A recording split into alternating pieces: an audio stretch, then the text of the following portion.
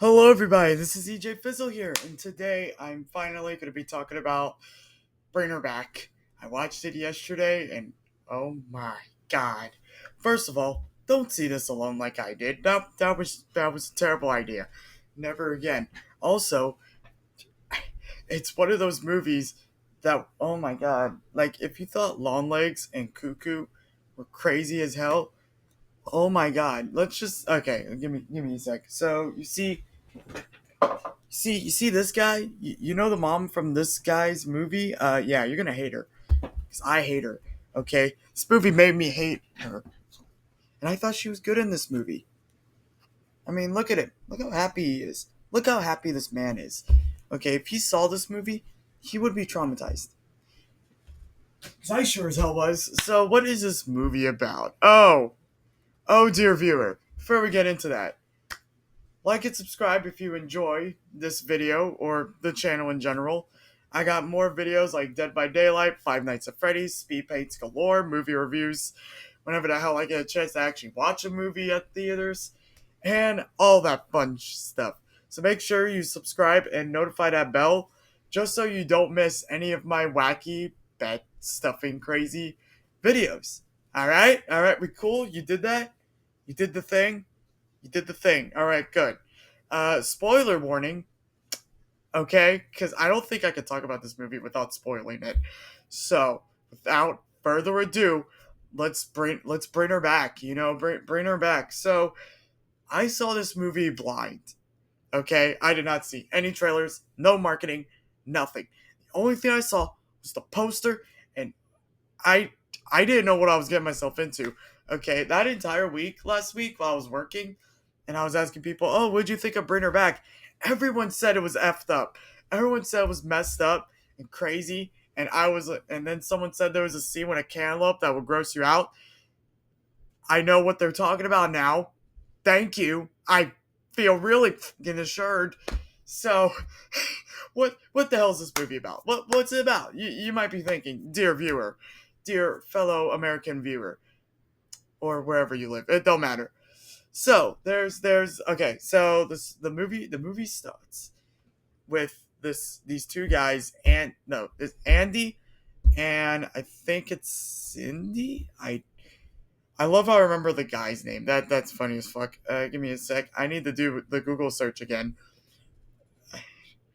Uh, it's bad when I can't think of it. All right. Let's see. No AI. I just want to know who the cast is for this godforsaken movie. All right, so we got Andy and Piper. Piper. Oh God.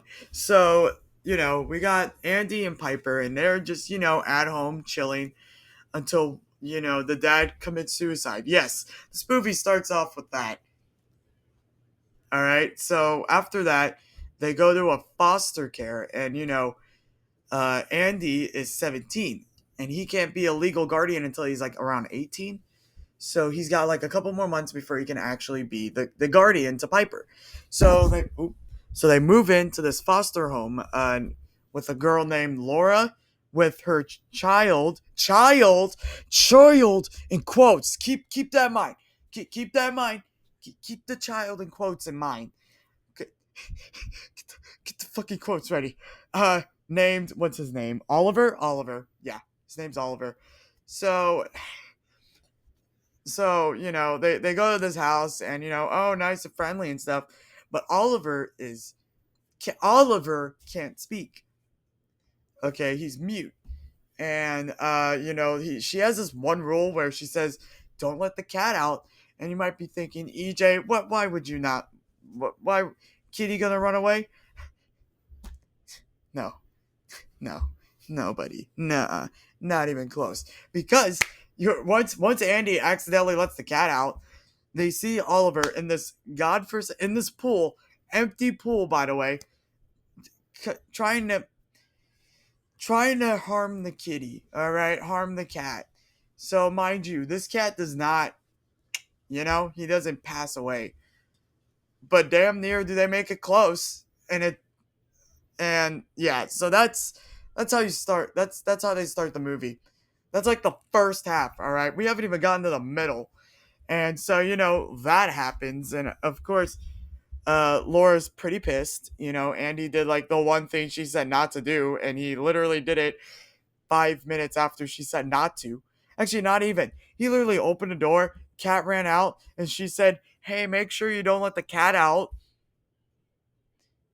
So I don't know if it's on him or on her. I don't fucking know. All that matters is that cat went out. Oliver was trying to commit the murders on the poor kitty, and poor kitty is still alive. Thank God. So the next day, Andy wakes up with piss, and he thinks he wet the bed. He thinks he wet the bed. Keep that in mind. He thinks he wet the bed. So he goes. He's embarrassed. Laura starts acting strange and not no like and like more protective towards Piper and not really giving two Fazbears about freaking Andy. And we get a we get a cute moment where like they go to a funeral. Okay, it's not really cute. They go to a funeral of their dad. And since Piper is deaf or not deaf, blind, sorry, should mention that she can only see colors and no, shapes and light is what she said. She can only see those two. So when she asks what the dad looks like, the Andy doesn't really want to look at the dad's face, which I don't blame him. I've been in a situation where I don't want to look at the relative's face or the friend that I know's face in a funeral because it hurts. Seeing them like that. So he tells Piper that, hey, he's okay. He looks good. But then fucking Laura comes in and is like, hey, you should give him a kiss, like a final goodbye. Which is fair, yeah, a little kiss on the forehead, call it a day. Call it a day. No, let's not fucking do that. Let's kiss a dead body. How about that? So that happened. Are you still there? I hope you're still there because it gets worse. So that happens, and Andy goes back to the house, and shenanigans ensue. Freaking Laura takes Piper to like her school to do this little like soccer team for the blind soccer team, I think they call it. I'm not sure. They didn't explain it. I'm guessing here. And Oliver and Andy are alone together. And so Andy, sweet Andy, decides to feed Oliver. Even though Laura says to not let him out of his room, but immediately goes upstairs and is like, "Hey, wait, are you stuck or do you need help, why did Laura lock you in there? Why did Laura lock you in there? I wonder why." So he lets Oliver out, right? Oh, they're chilling, Oliver's sitting down, and Andy's like making cantaloupe because cantaloupe delicious. And then he gets like a pen and paper to try and get to talk to Oliver. Oliver makes one word, bird. And it's brought up again, but not yet. We're not there yet. All right, you need to stay for this shit. So Andy goes to go. I don't even remember. Like get a plate for Oliver. He turns around and the oh god, he has the knife, right, Oliver, and instead of like eating it, like okay, he tries to eat the knife, and you might be thinking, oh, he's just eating it like this, right? Yum yum yum yum yum yum. No, it's like this, and I would be fine with that. I would be fine. But holy shit, the sounds and the visuals, they creep me the fuck out. And oh my god, I was literally in the. I was okay. Here's another thing. Before we continue this obvious mega spoiler review of this movie, don't if you ever see this movie, bring as little food as you can. All right, don't be like me and get like popcorn and chicken tenders, cause yeah, you're not gonna be eating that shit in the movie.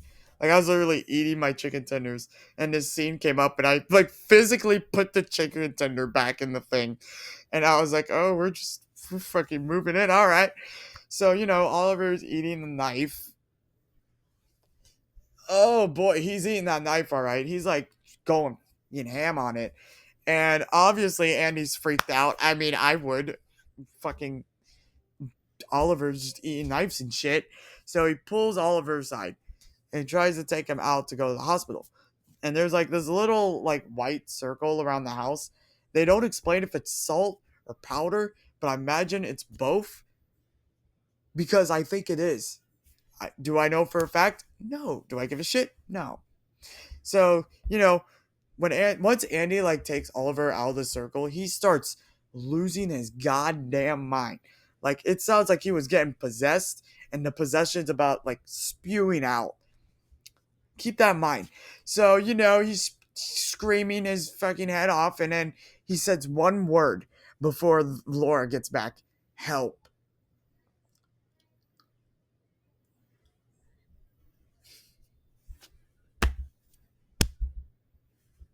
help." Huh? Oh, I beg your pardon, sir. What do you mean by that? Well, well, you know, turns out Laura had a daughter, and Piper happened to look like the daughter. Cheers to that, mate, because she decides that she wants to do a ritual. And it's not a fucking simple ritual either. No, no, no. No, because we can't have that, can we? We can't just have a little simple, all in a circle, doing this with the candles and as like the body. No. So her plan is this. All right. So we get the kid, right? Oliver. Oliver is a demon or possessed by a demon, right? And he wants to. This is how I can best explain it. He wants to have the no suck the essence and soul out of the fucking corpse of the daughter. And then, don't worry, it gets worse. Kill the Piper, aka the vessel, the husk, I guess, the same way the main body died. So, like, for example, if I died from getting, I don't know, stabbed, and if anyone wanted to bring my ass back to life in this movie's terms, you gotta find someone, kill them the same way, and then have that essence of me from the demon child put in the fucking husk, of the new body. So you're basically playing hide the soul. You're playing hide the soul in like ultimate legit terms, hiding the soul. And what? How did Laura's daughter die? Well, it was from drowning. So what does she do? She plans to kill Piper by drowning her, and then putting the demon's body in. No, the demon sucking the soul out of the fucking little girl that died, mind you, and then just I'm alive again. Like, what the fuck happens to the other? I want to know what happens to the other soul. Like, they show a video of it actually happening and working, and I just want to know what happens to that other soul that dies. Like, does it just wither away? Does it just stay in there? Does it go up to heaven or whatever? There's a lot of questions that I need to get done to explain what the that was. Please. No? Alright, fine. So she does that because earlier she like brings Piper into this room and said she's blind, she can't see it. And she tells her, feel this, touch this. And the Piper says, oh, that's meat, or no, what is this? And like gets really concerned, and she just says, oh, it's meat, dear. No, she's been holding her fucking dead daughter in a gosh darn freezer. A freezer. Oh my god. Guys, I don't know what I watched, okay? I'm sorry. Okay, I got the Freddy cup here. Be- Cheers. So, Andy. Let's go back to Andy. Let's see how he's doing. He's getting yelled at by the fucking counselor lady because he is like assuming all this shit. That is true because he finds out that Oliver isn't actually the Laura's daughter or Laura's son. It's actually someone else's son. Because it turns out Bird is not just the funny, Bird isn't just like a sign. No, it's a last name. I think his name was Connor Bird. Uh, but Connor Bird was kidnapped, then possessed to be the little transfer demon vessel thing. And you want to know why I know that? It's because once he went out of the circle, he like freaked the fuck out, and he started coming back to getting back to normal until Laura like played some music, did a ritual, touched the forehead, and bada bing bada boom with that power, he was possessed again.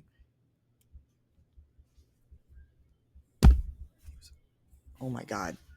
So Andy goes over, tells the counselor this, and she's like, okay, I'll check it out, but I highly doubt it, No, we were all right along. Andy was right. And Laura and hits both of them, all right? She kills the lady almost instantly, the guidance counselor. And poor Andy, like I thought Andy was going to live and come back, but no, he drowns.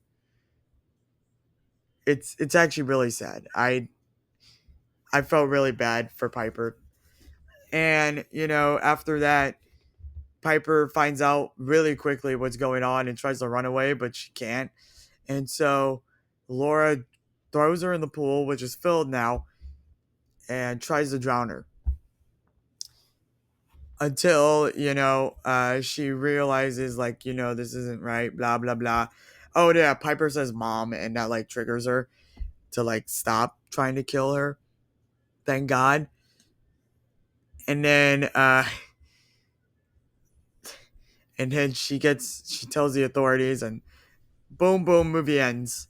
So what were my thoughts? What do I think? Should you guys? I think it was really okay. It was really good. I think the story was a little, you know, up, to be honest. But besides that, the practical effects were way too good. There was also another scene, but I don't really want to bring that up because I want to at least have one secret from this movie for you guys. Just one. All right, I give you that cantaloupe scene. There's another one that also grossed me the hell out. You guys need to watch it for yourself to see that. If you even want to. If you even can get to the first part. Like, this makes Terrifier look like Child's Play. This makes the cuckoo make you sound less crazy. This is just a scary ass, gory ass movie. And I could recommend anyone who doesn't really buy a lot of food from the concession stand, who has a really good stomach tolerance, and that can watch a gory movie that's got like realistic elements like sounds and you know looks and that shit. Like, I literally walked out of the theater, and then I said to myself, okay, it's fiction. It's fictional, like, EJ. It's fiction. Calm down, EJ. It's a fiction movie. It's not real. And then I had to go back in and watch it again so I could make this review. So, does that make me a chicken? Yes. Do I care? No. And you will know why once you see it. So I think you know what? You guys should just watch it. Watch it. Tell me what y'all think in the comments. Thank y'all so much for watching me talk about Bring Her Back. And I'm gonna go get washed now because I feel dirty after watching that film. So that'll be all for me today. Y'all have a great rest of your day, and I'll see y'all in the next video. Bye, guys.